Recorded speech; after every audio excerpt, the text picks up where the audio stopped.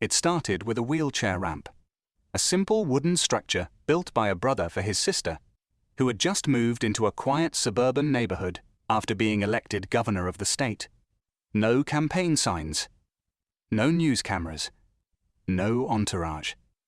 Just a woman seeking peace after the most grueling year of her political life. My sister, Emma Grant, had endured harsh debates, death threats, and political mudslinging during her run. But nothing prepared her for the tyranny of the Oak Ridge Meadows HOA. Emma didn't want attention. She wanted independence. Born with a spinal condition that made her wheelchair-bound since childhood, she learned early how to handle obstacles with poise and resilience. Her new home had potential but lacked one essential feature: an accessible ramp. So I built it for her. It wasn't fancy. Pressure-treated lumber, properly braced and gently sloped.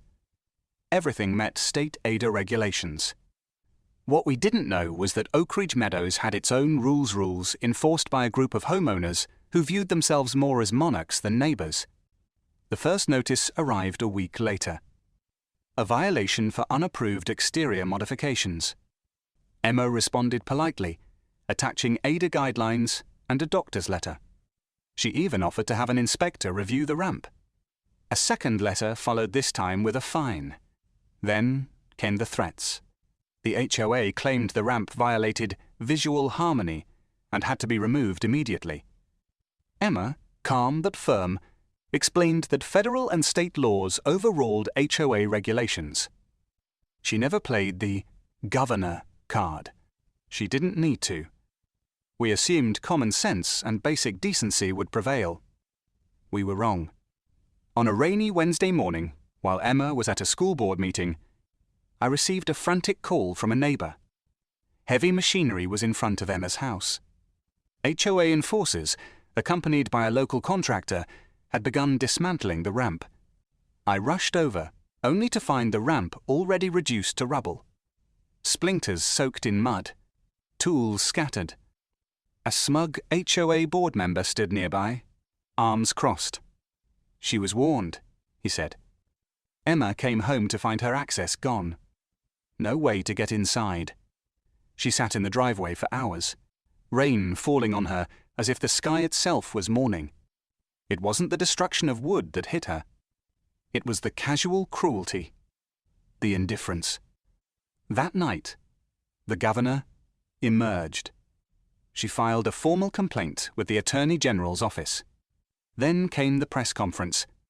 Calm, poised, and unmistakably in control, Emma detailed the incident to a stunned room of reporters. She didn't name Oak Ridge Meadows directly. She didn't have to. The message was clear: no one is above the law. What followed was a legal storm. ADA violations. Civil rights investigations. The contractor lost his license. The HOA board members were subpoenaed. Fines racked up. Local politicians, sensing public outrage, distanced themselves from the neighborhood leadership. Some even called for the dissolution of the HOA entirely. Meanwhile, Emma returned to her home this time with a newly designed, state-funded ramp built by veterans.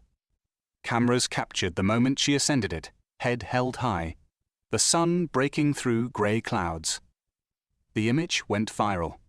What the HOA didn't realize was that Emma had spent her life overcoming obstacles. A ramp was just wood and nails. But their actions exposed a deeper problem: the abuse of power hidden behind fences and bylaws.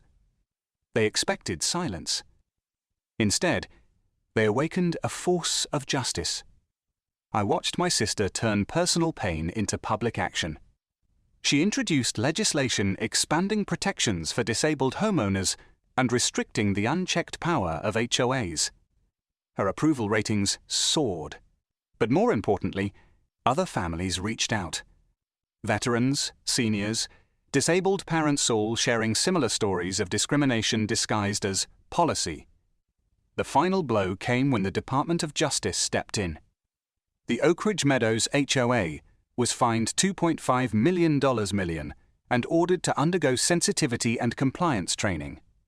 Several board members resigned in disgrace. The president fled town. Today, Emma's home remains a symbol, not just of resilience, but of resistance. Against cruelty. Against discrimination. Against the kind of petty tyranny that thrives in silence.